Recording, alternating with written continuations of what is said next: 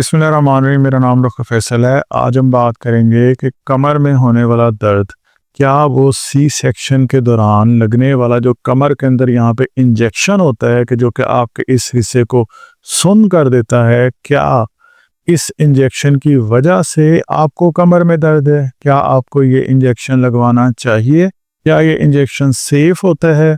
और इसके अलावा अगर इस इंजेक्शन की वजह से कमर में दर्द है आपके, तो इसको हम किस तरह से घर में ठीक कर सकते हैं? आज की वीडियो में हम लोग इन सारे टॉपिक्स को कवर करेंगे, सो वीडियो का एंड तक देखना है।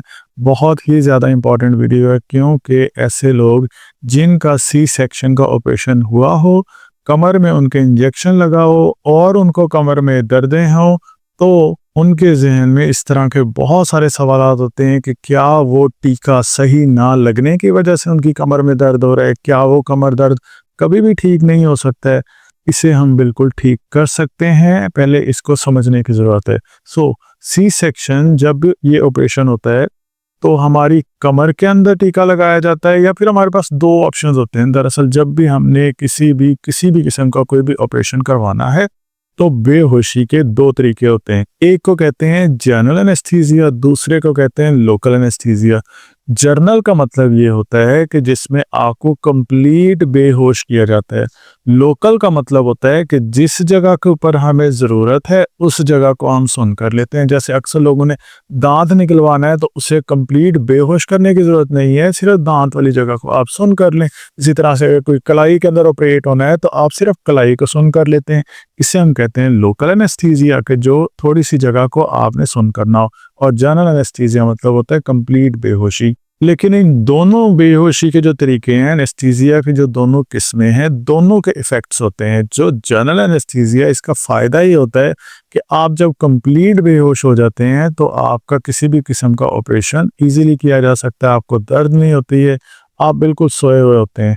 लेकिन इसका जो नुकसान होता है वो ये होता है कि आपके लंग्स के ऊपर, यानी आपके फेफड़ों के ऊपर भी इफेक्ट करता है, या आपके हार्ट के ऊपर भी इफेक्ट करता है, और इवन ये आपके ब्रेन के ऊपर भी इफेक्ट करता है। जिन लोगों को सांस का मसला हो, जिन लोगों को फेफड़ों का मसला है, दिल का मसला है, या उनको ब्रेन रिलेटेड कोई प्रॉब्लम है, तो उनको जनरल एनेस्थीसिया कॉन्ट्रा इंडिकेटेड होता है कि उन्हें जनरल एनेस्थीसिया नहीं दिया जाता। और सीवियर जब कॉम्प्लिकेशंस होती हैं जनरल एनेस्थीसिया की, जिसके अंदर कंप्लीट बेहोश किया जाता है, उसमें जो सीवियर कॉम्प्लिकेशन है उसमें ये होता है कि बंदा कोमे में भी चला जाता है। और जहां तक लोकल एनेस्थीसिया की बात है, तो वो आपके जिस हिस्से को सुन करना होता है, यानी कि आपके निचले जिस्म के निचले हिस्से को अगर सुन करना है, तो आपके कुछ ऐसे पॉइंट्स होते हैं, लाइक हमारी जो कमर का निचला हिस्सा है, ये हमारी टांगों को, हमारे पेट वाले एरिया को, इनको कवर करता है। इसी तरह से जो गर्दन का हिस्सा होता है, ब्रेकियल प्लेक्सिस वाला, वो हमारी बाजू वगैरह को कंट्रोल करता है। तो जब आप यहाँ से सुन करते हैं,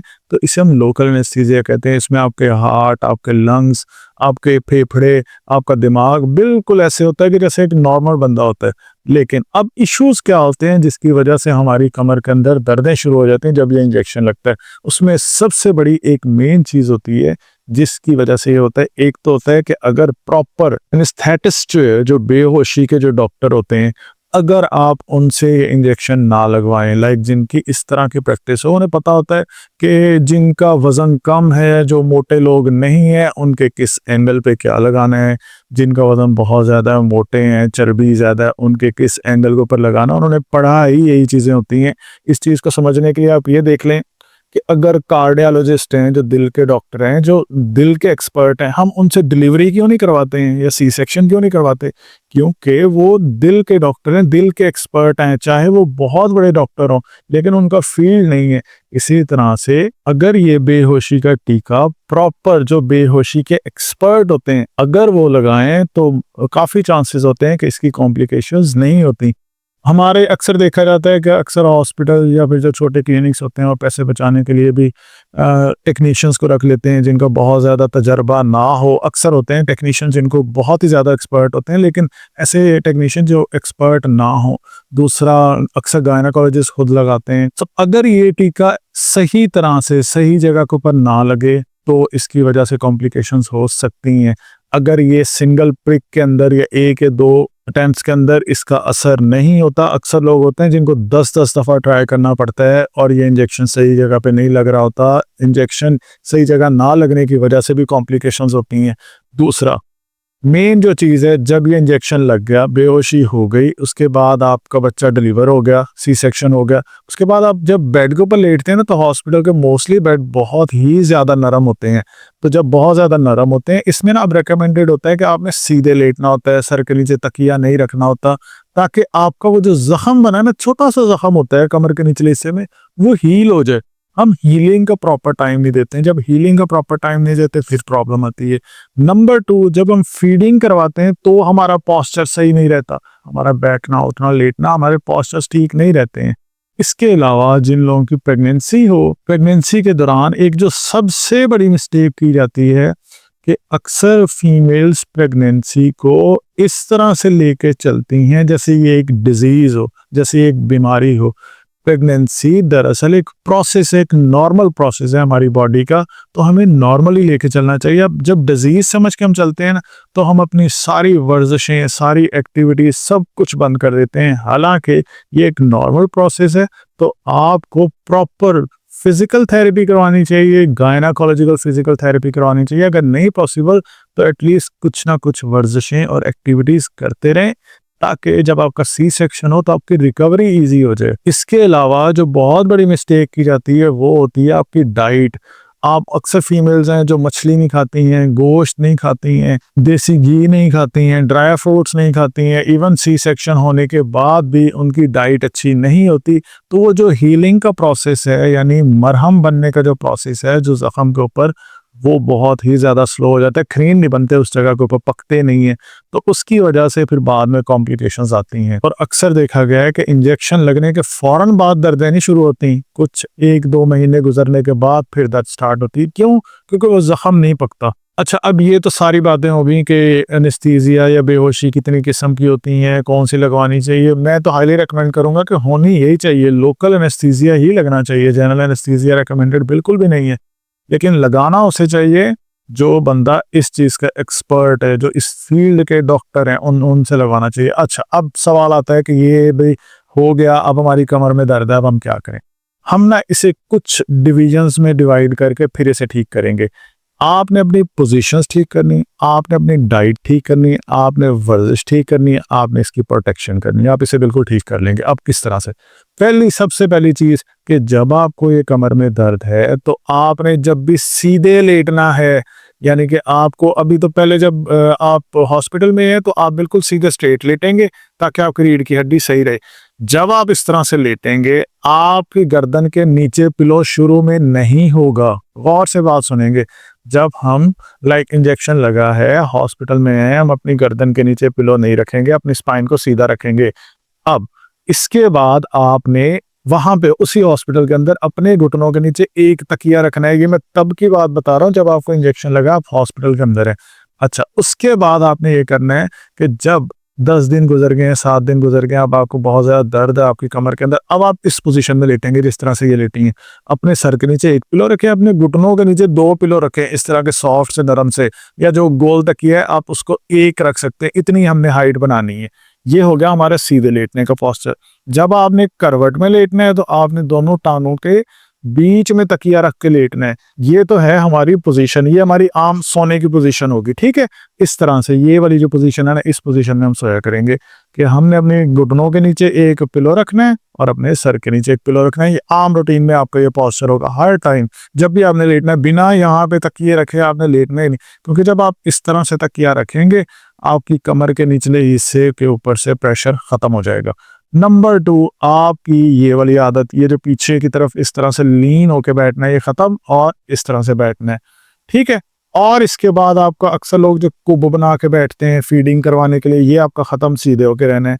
जब आप खड़े होंगे तो आपने ऐसे नहीं रहना, क्योंकि प्रेगनेंसी के दिनों के अंदर आदत बनी होती है पेट बाहर आने की वजह से कि हमारा पोस्चर इस तरह का काइफोटिक हो जाता है।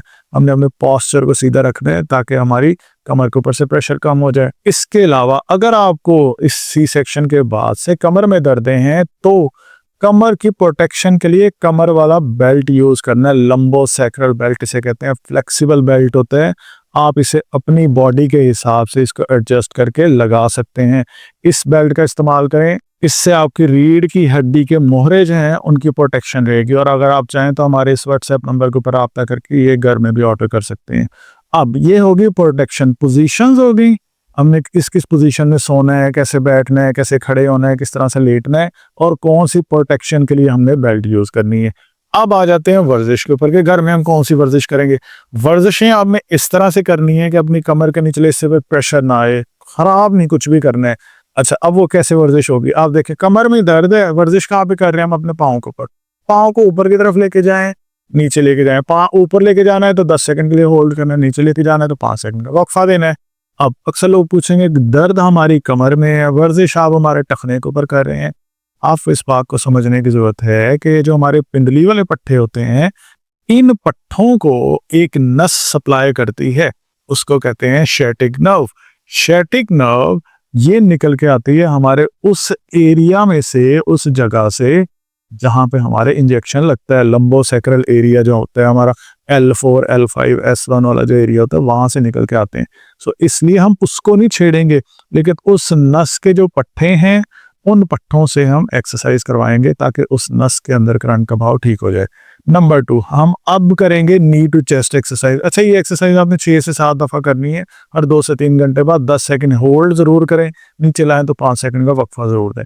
अगली वर्जिश भी बहुत आसान है कि इस तरह से सीधे लेटे, इस टांग को मोड़ लें और छाती की तरफ लेके जाएं। जिन लोगों का नया नया सी सेक्शन हुआ हो और कमर में बहुत ज्यादा दर्द आ जाए तो आपने बड़े एहतियात से ये वाली वर्जिश करनी है। उसमें हम एहतियात ये करेंगे कि लाइक आप सी सेक्शन करवाए हुए तकरीबन 15 दिन 20 दिन गुजर गए हैं, तो फिर आप अपनी दूसरी टांग को मोड़ के फिर इस टांग को मोड़ लीजिएगा। लेकिन अगर ये करते हो आपको, आपके जो टांके हैं, जो स्टिचेस हैं, उस जगह के ऊपर प्रेशर आता है तो फिर अभी आप एक्सरसाइज ना करें। लेकिन अगर आपको 2-3 महीने गुजर गए हैं तो आपने ये लाजमी वर्जिश करनी है। ये बिल्कुल सेफ एक्सरसाइज है। इसमें क्या होगा, दूसरी टांग को मोड़ लेंगे, इस टांग को मोड़ेंगे, छाती की तरफ लेके जाएंगे, 10 सेकंड होल्ड करेंगे, 6 से 7 दफा आपने ये वाली वर्जिश करनी है। अब कुछ अरसे के बाद फिर आपने इस वर्जिश को बढ़ाना है। बढ़ाएंगे कैसे, जैसे पहले आप एक साइड पे कर रहे थे, अब दोनों को पकड़ें और छाती की तरफ लेके जाएं, 10 सेकंड के लिए होल्ड करें, 6 से 7 दफा ये वाली वर्जिश करनी है। इसी तरह से एक वर्जिश होगी कि आपने इस तरह से उल्टे लेट के पीछे की तरफ उठना है।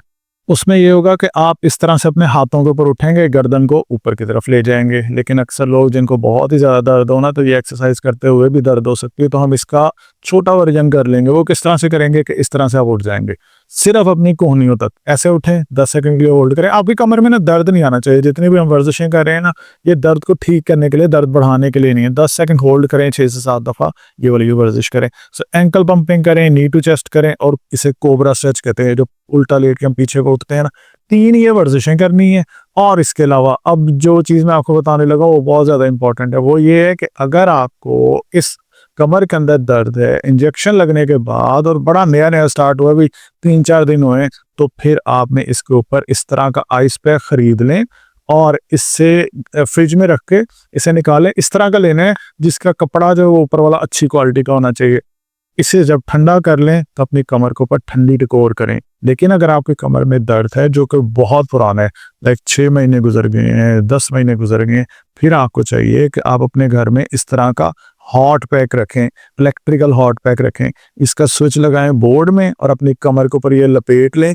ये आपके उस कमर के उस हिस्से के अंदर जहाँ पे दर्द होता है वहां पे गर्म टकोर करेगा। तो आपने ठंडी टकोर कब करनी है, जब मसला नया नया है, और गर्म टकोर कब करनी है, जब मसला पुराना है।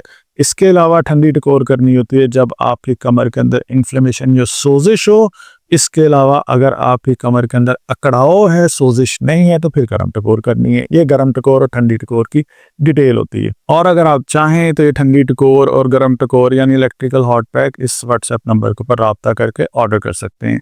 इसके अलावा अगर आपका कोई भी सवाल है आप नीचे कमेंट्स में पूछ सकते हैं। और अगर आप मुल्तान से हैं और आपको कमर दर्द का मसला है, डिस्क बल्ज का मसला है, शैटिका का मसला है, तो आप हमारे क्लिनिक पे विजिट कर सकते हैं, जहां पे कमर दर्द का इलाज बिना मेडिसिन, बिना सर्जरी, सिर्फ और सिर्फ थेरेपी वाली मशीनों से, वर्जिशों से और मैनुअल थेरेपी से ठीक किया जाता है। इसके अलावा अगर आप मुल्तान के अलावा किसी और शहर से हैं तो आप व्हाट्सएप पे रब्ता करके मेरे साथ डायरेक्टली वीडियो कंसल्टेशन कर सकते हैं। वीडियो कंसल्टेशन के लिए भी सेम यही व्हाट्सएप नंबर है, आप इसके ऊपर रब्ता कर सकते हैं। और अगर आप इस चैनल पे नए हैं, इस चैनल को सब्सक्राइब कर लें और अगर आपकी कमर के निचले हिस्से में दुम वाली हड्डी के ऊपर अगर दर्द होती है तो इसके ऊपर मैं बड़ी डिटेल में वीडियो बना चुका हूँ, जो साइड पे पिन कर रहा हूँ, इसको क्लिक करें और वो वीडियो देखें।